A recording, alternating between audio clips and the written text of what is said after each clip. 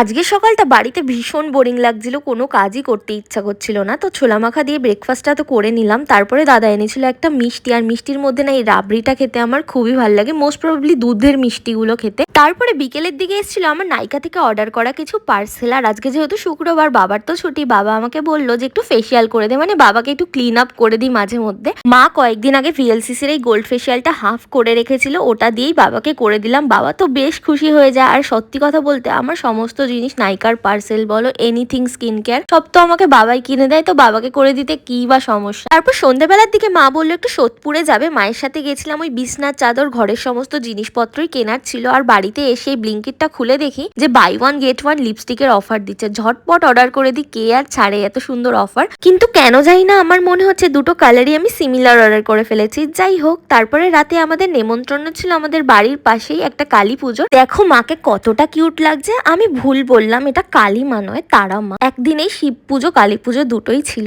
তারপরে বাড়িতে এসে মা বললো যে জামা কাপড়গুলো আজকে গোছাবে, যেই জামাগুলো আমি পরি না সেগুলোকে আর আলমারিতে রাখবে না, বাতিল করে দেবে। তো ভালো জামাগুলো গুছিয়ে গুছিয়ে রাখছিলাম, তো মা আর আমি দুজনে মিলে। তো আজকের দিনটা এভাবেই